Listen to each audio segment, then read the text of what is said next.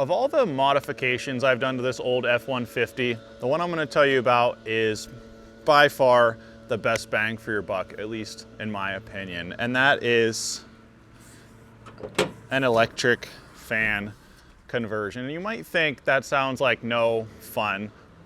Why, like, what's even the point? Well, the old clutch fans in these pickup trucks, whether it be a Dodge, a Chevy, a Ford, the clutch fans suck a ton of horsepower.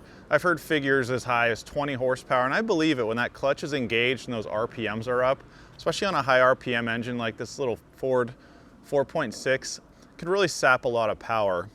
And not to mention, it can also rob a couple miles per gallon. So you'll notice for a good reason that pretty much all these modern vehicles are using electric fans. The electric motors have just gotten so good, and from what I found, it cools super good. These aren't like the electric fans you get in the 90s where you couldn't trust it. Your car might be overheating on the side of the highway. Now, to trust it personally, I really wanted to make sure I was using an OEM fan. I really wanted to use a Ford Motorcraft fan from something. And I can tell you about some lessons learned based on what I picked and maybe what I would have picked if I would have done it otherwise.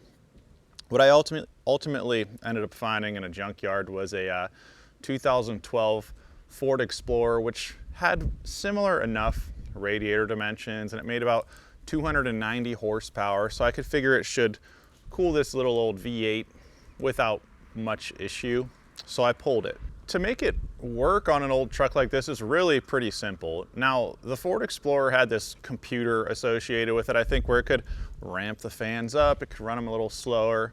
Well, that was all too complicated for what I needed. I basically just clipped the wires.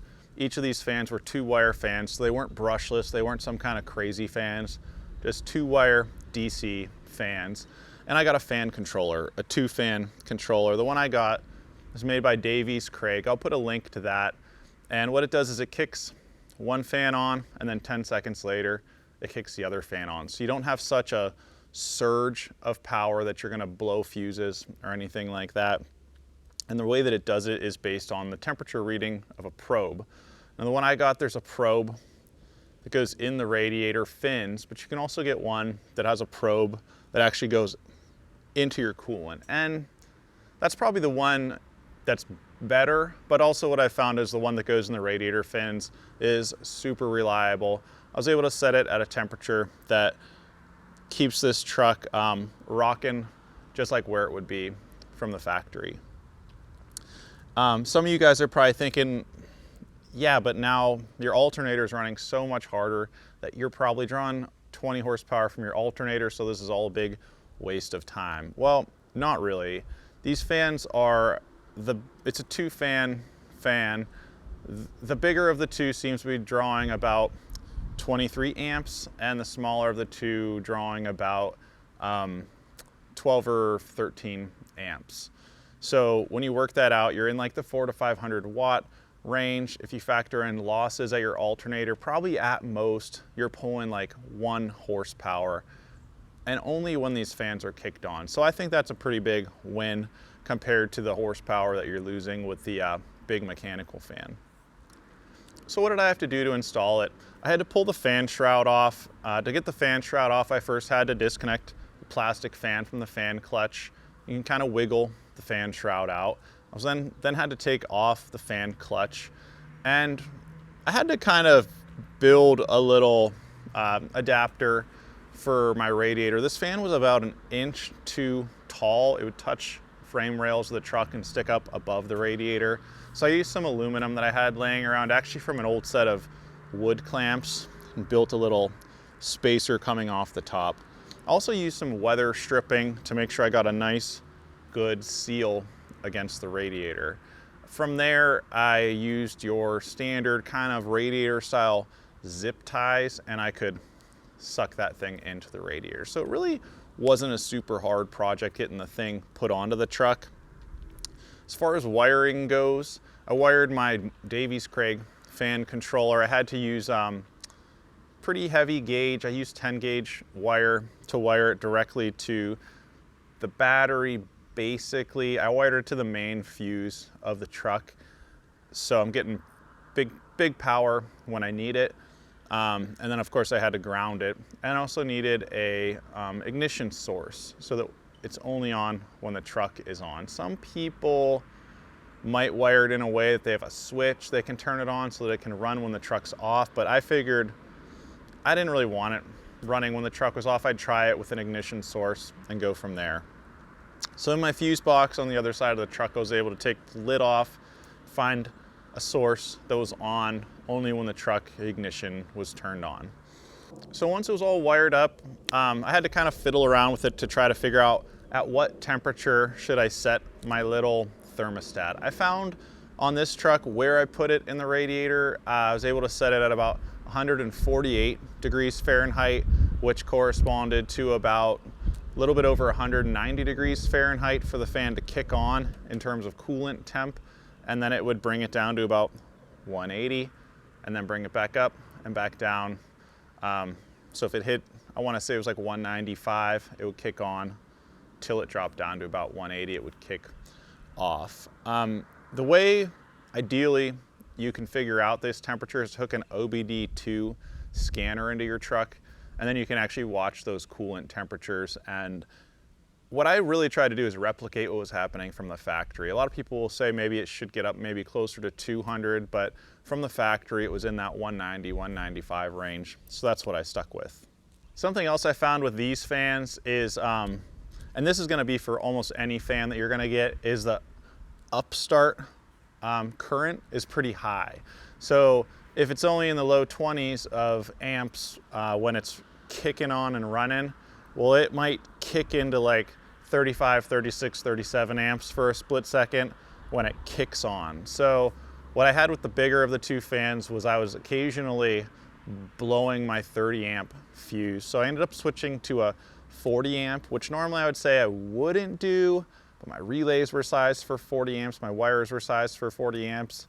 So in this case, I think it's okay, and I haven't had any problems whatsoever with it. And like I said, I'm running pretty low, like not a lot of amps when it's running. It's just that initial upstart, that that surge that could pop a 30 amp fuse occasionally. Now that being said, one thing a lot of guys will do with these trucks is they'll use Ford Raptor fans, F-150 Raptor, like the first generation, and they fit almost perfect. So that's awesome, but they draw massive current. So the problem with that is you're gonna price yourself out of these little cheap fan controllers. This fan controller was pretty inexpensive, so you're gonna have to buy a fan controller that can handle that current, and you might be spending, instead of like, I wanna say I spent 40 or 50 bucks on this fan controller, well, you might be spending a couple $100s on a fan controller. So keep that in mind if you think you wanna use a Ford Raptor fan. One thing I'd probably mention if I did it over again is I might consider using a Ford Windstar fan, the old vans from the early 2000s. Again, that's gonna be like a perfect drop-in for this. I question if it has the power of the newer Ford Explorer fan, but the fit, it'd just be a little bit less fiddling around, and you're gonna have that massive current draw that you're gonna get from the Raptor fan. So think about a Windstar fan. I saw a couple Windstars when I was in the junkyard, but holy smokes, was it gonna be a pain to get those fans out. I really, to do it without spending half a day in there, I would have probably had to Sawzall a couple things. I didn't have a Sawzall. I don't really wanna do that either. So that's kind of why I went for the Ford Explorer fans.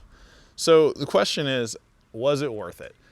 Did I feel it in the seat? And yeah, like big time. I would say with this truck only being in like the 220 or 230 horsepower range from the factory, it was like a brand new truck. It was like a totally different truck when I got these electric fans on there. The other thing I noticed is they are almost never running. And those first couple weeks, I was checking the coolant temperatures with my OBD2 when I was driving around. No, it wasn't that they weren't running because they should have been running and weren't. They just didn't need to run. Even, I mean, unless it's a really hot day or I'm just stuck in traffic and sitting still for more than about 2 or 3 minutes at a time, they're just not gonna kick on. It's just not, almost not even necessary with how efficient this radiator is. I did seem to pick up a couple miles per gallon as well. It's really hard to 100% quantify that because unless your commute is pretty consistent. I live in a super hilly area near Pittsburgh. I drive like all different over the place. This is just a weekend truck. So I picked up, I would say confidently 1 mile per gallon, and that's a lot considering I was getting like 10 miles per gallon around here on this old thing with these giant hills. So that was definitely worth it, or enough worth it that it'll probably pay for itself in the long run. A side benefit that I wasn't really thinking about, but it is kind of handy, is you have way better access under the hood. It was pretty cramped in there with that huge fan shroud. So now I've got probably 8 inches between the fan and the engine. It's wide open. You can get to any of your accessories. You can get to your belt. It's all quite a bit easier, I would say. So if you've got an old truck like this, I would say, you know, if it's just a beater, don't worry about it. But if you're trying to figure out how to squeak out a little bit more power, probably one of the first things I would do is replace that fan. I'll make a few more videos. I can tell you about a lot more that I've done to this truck. I've done pretty much everything to this that's within a budget, and I can tell you which ones really were worth it and which ones really weren't. And the fan, I'd put it almost at the top of my list. I hope that was helpful. If you guys have any comments, make sure to mention them below and click subscribe if you want to learn more about this pickup truck.